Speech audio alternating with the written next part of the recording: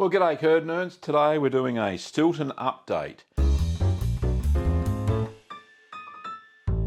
So I made the Stilton on Anzac Day, 25th of April 2023.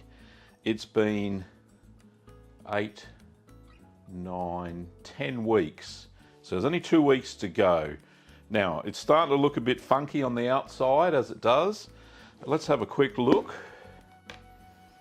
So, just out, I've taken the cloth off because the cloth started to stick at about the 2-month mark. So I got rid of that and it pulled a little bit of the blue mold off. Now this is a bit tacky on the outside. It's starting to get that traditional colour on the outside where the Penicillium Roque 40 dies off.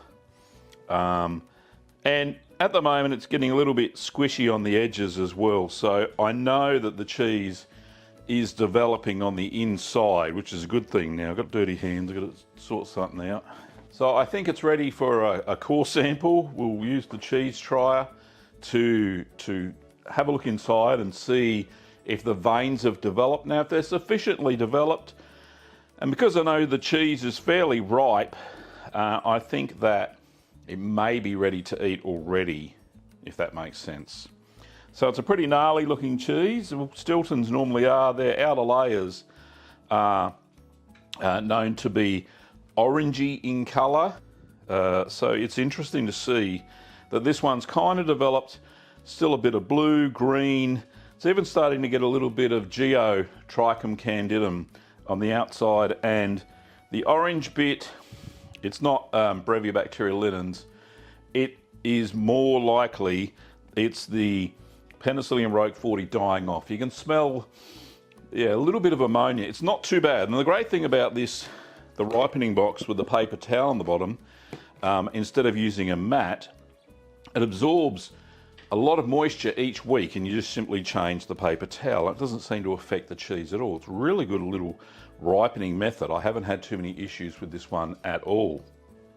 So let's take a core using the cheese trier to see if we have a decent looking sample. So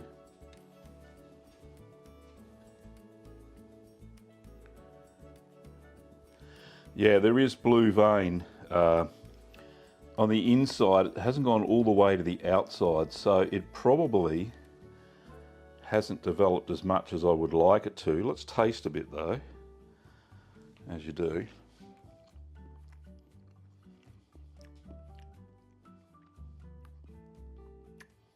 Yeah, I'm going to let that age for another 2 weeks. The blue cheese flavour's there, but and the paste is starting to soften, but it's not quite as soft as I would like it to be. Let me just put this back in. It's quite soft, so it's going to have a bit of a hole in it. There we go. Let's fix that up there. What I might do now, oh yeah, the outside's nice. Oh yeah, it's lovely. So, what I'm going to do now, to stop any further rind development, I'm going to wrap it in aluminium foil. And that'll stop the rind from getting any squishier. And the flavour will ripen on the inside. So I'll leave it another 2 weeks. So it does taste quite nice from the outside, but the paste is not quite smooth enough, and the vein development hasn't really happened too much through the centre. But let's just roll that up now in foil. So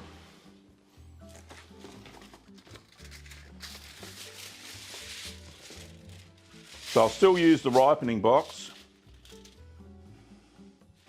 but I will roll this up. Doesn't matter if it's shiny or the dull side to the cheese.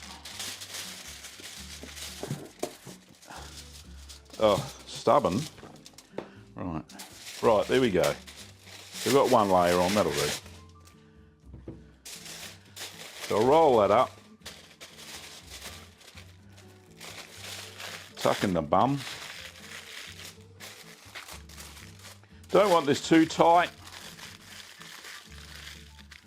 So it's had enough oxygen, so that will prevent the rind now from developing any further. I'll put it back in its ripening box, put the lid back on, and pop that back in the cheese cave for another 2 weeks, and then hopefully get in there. Lid's on. There we go. And we'll check it again in a couple of weeks' time. So that's a great segue to my blue cheese course over at the Curd Nerd Academy. So if you want to enroll on the course, pop over to courses.littlegreenworkshops.com.au and you will learn how to make blue cheese. And there are recipes for 7 cheeses, including the Stilton, in the course.